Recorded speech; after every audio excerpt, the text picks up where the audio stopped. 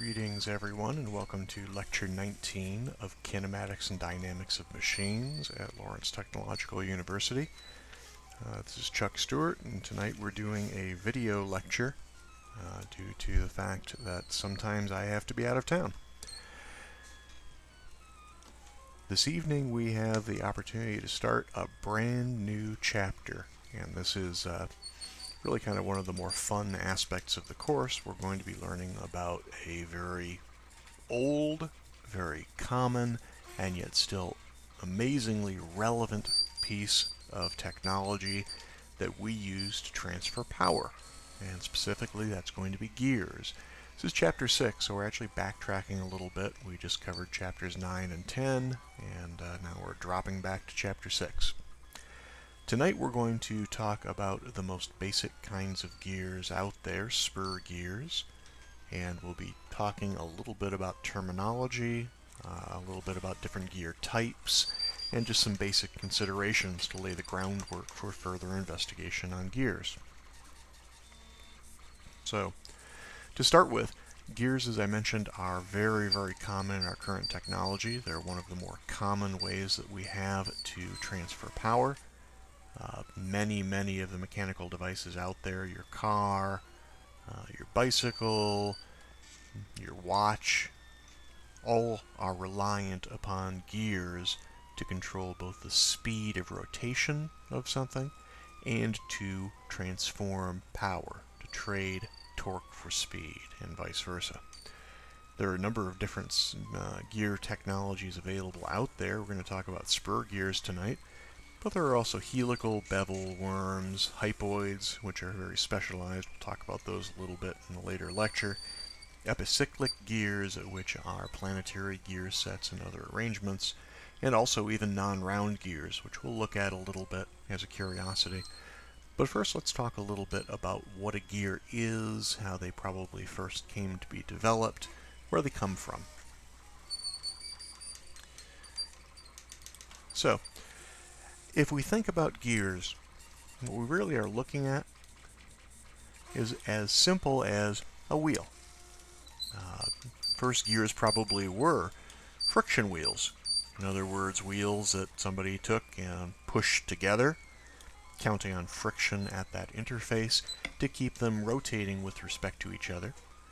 And what they found is that by doing this, they could change both the speed of rotation, the amount of twist or torque they could get out of their gears, and also change the direction. So a very, very powerful thing. This base circle, not really a base circle, a pitch circle, as it's called, this is what a gear to a large degree is based around. So let's see how this works. I'm going to keep this picture up on screen as I go through some of the terminology, and I'll be moving the cursor around to see it. And I do apologize if you hear that squeaking in the background. My 3D printer is here making something on the side. Hopefully it's not being picked up too badly by the microphone. Alright, so here we have a section of a basic spur gear. And the first thing that I want you to make note of is this line right here, the pitch circle. The pitch circle is a circle on the gear that corresponds to the contact surface of those two friction wheels that we just saw a picture of. So if you had two wheels pushed together, the pitch circle would be where they would contact, and gears are based upon that. But there are a couple of other things that have been added to them to enforce that rotation with respect to one another. Obviously, friction wheels can slip. Next thing we'll take a look at is the addendum circle. That's this outer line, runs through the tip of the teeth. The addendum circle is a circle that circumscribes the entire gear. The addendum then is the distance between the pitch circle and the addendum circle. In addition, there's something called a root circle. The root circle is a circle drawn through the bottom of the gear teeth, and it's oftentimes also called the dedendum circle. The distance from the root circle to the pitch circle then is termed the dedendum. So above the pitch circle on a gear tooth, you have the addendum area. Below the pitch circle, you have the dedendum. The clearance circle is the largest circle centered at the gear center that is not penetrated by the mating teeth of the gear that is driving or being driven by this gear. So you can imagine the teeth going together, and the clearance circle is just outside where they would be in contact. The clearance then is termed the radial distance from the clearance circle to the root or dedendum circle. The hole depth is the radial distance between the dedendum circle and the addendum circle. So in fact, the entire depth of the gear teeth. And the working depth is the radial distance between the addendum and that clearance circle that we just talked about. A couple of additional things we want to care about. The circular pitch. Circular pitch is a very common measurement to have on gears. The circular pitch is the sum of the tooth width, so one width of tooth, and the space between the tooth. So basically it's the arc distance that's measured along the pitch circle from a point on one tooth, right here, to the corresponding point on the next tooth. There's a mathematical relationship for this. There it is, a circular pitch. And I need to bring to your attention as well that the nomenclature used for gears is very standardized, very common, and has been around for a long time. However, it also has some confusing parts. So the first thing to not get confused about is the difference between circular pitch and diametral pitch. Circular pitch is identified with the lowercase p, and it's equal to pi times d, d is the diameter of the pitch circle, divided by the number of gear teeth. So in effect, it's going to be a linear measurement, something like inches or millimeters, per tooth. When you have a pair of meshing gears, those gears must have the same circular pitch. The other P that we're often going to see is the diametral pitch. Diametral pitch is the number of gear teeth divided by the diameter of the pitch circle in inches. So whenever you see diametral pitch, you should be thinking these are inch or imperial unit gears. Meshing gears also have to have the same diametral pitch. So if you have two gears meshing together and one is identified as a diametral pitch of 4, so is the other one. But the world doesn't just use English units. As a matter of fact, we're kind of the only ones that still do. Even the English have moved a bit away from them. So you will quite often see gears in the automotive industry, in particular in the United States, identified with module. Module is the SI unit for gear teeth. And module is defined as the diameter of the pitch circle divided by the number of gear teeth. So when you see module, you will usually see it stated as millimeters. So diametral pitch will have no units, and it means English gears. Module will have units of millimeter, and it means SI gears. Just as with both the circular pitch and the diametral pitch, meshing gears have to have the same module. Another very important thing for gears, something that maybe is a little bit underappreciated at times, gears do have backlash between the gear teeth. That backlash is the distance between gear teeth as these things are rolling, and it's really necessary both from the standpoint of dimensional variation in making the gears and to allow space for lubricant to get between the gears.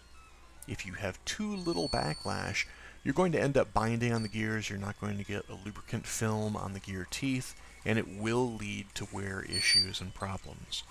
Of course, if you have too much backlash, as you can imagine if these are rotating, you get shock loads, because the gear teeth will actually come out of contact a little bit.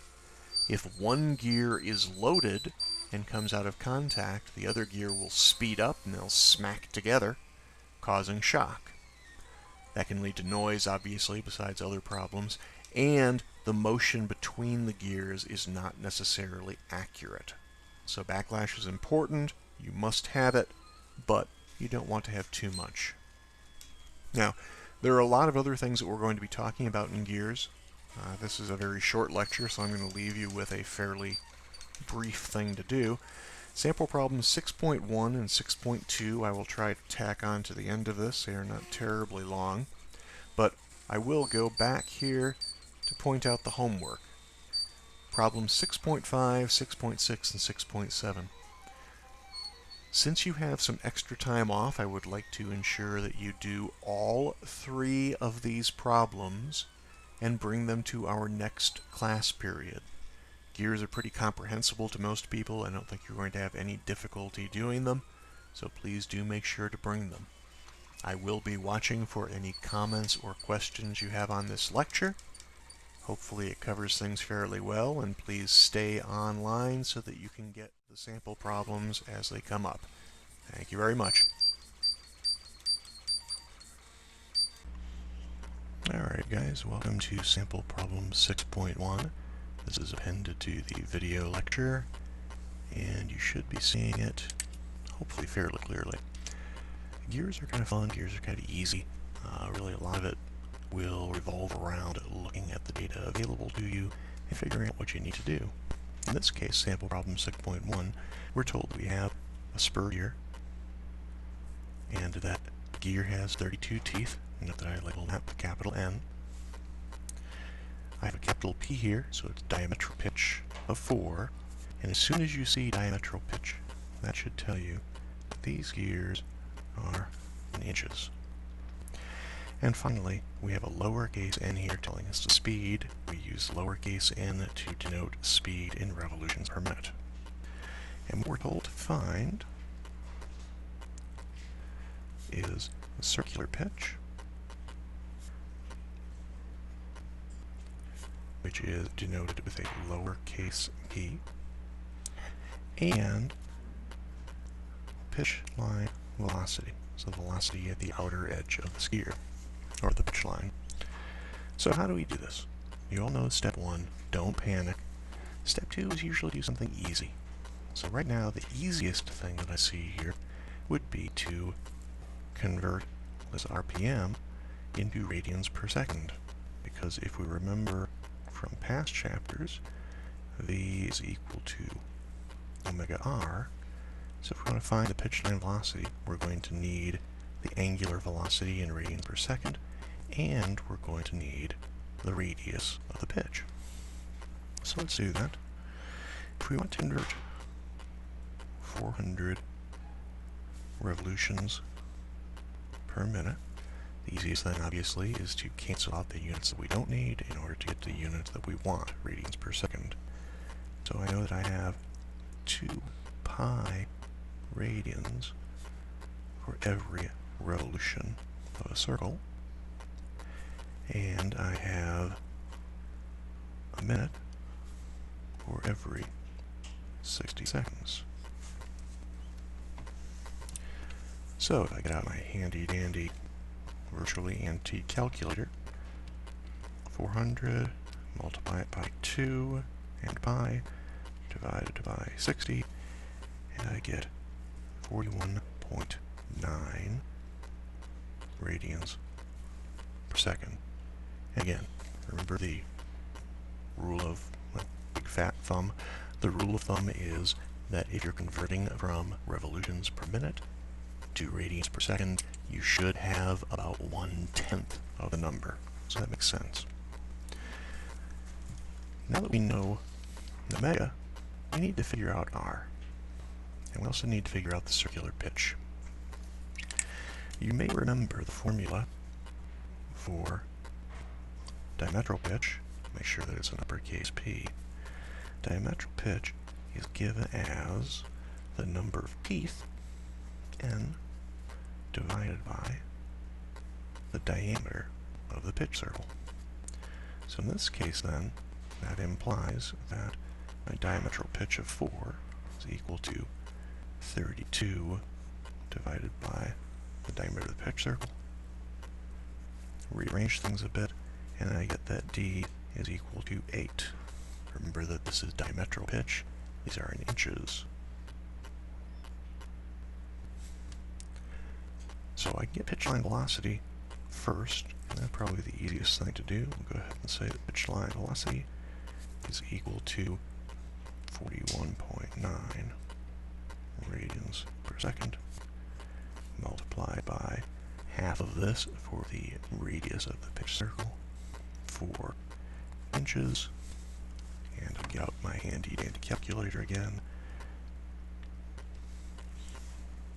So my pitch line velocity is 167.6 inches per second. You will often find that the pitch line velocity is a requirement as far as a maximum that you can maintain with a certain type of gear, particularly if you're buying them from a second supplier. They will tell you the maximum pitch line velocity their gears can sustain.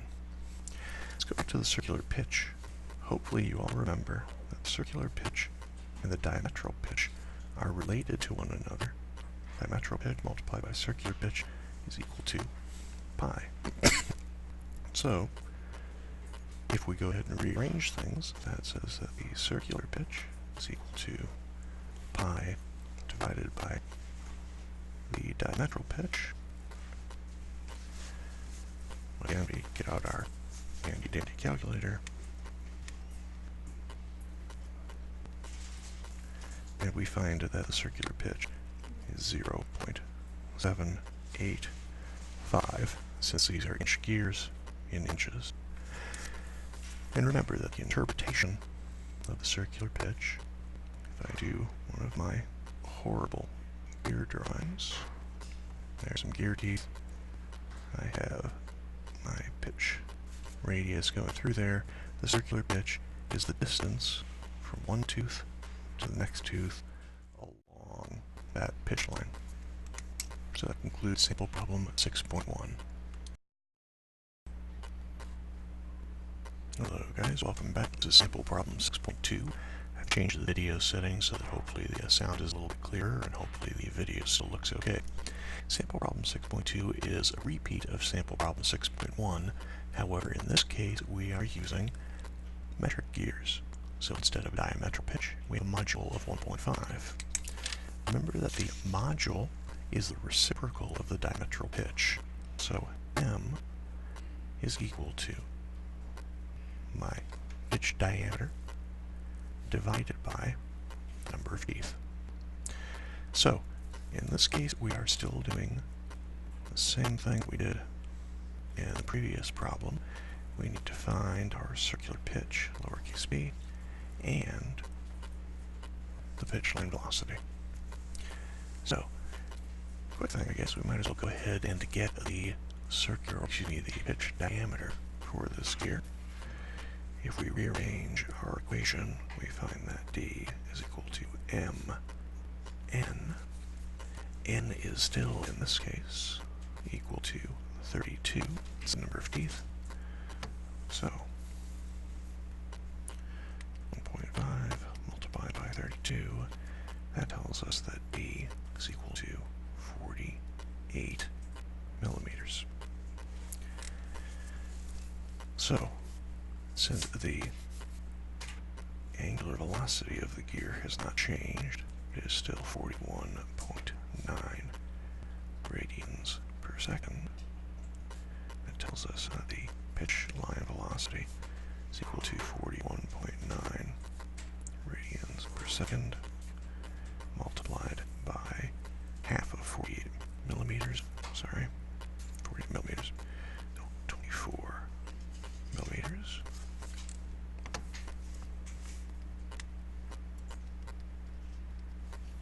And we get 1005.6 millimeters per second, or a pitch line velocity of about a meter per second.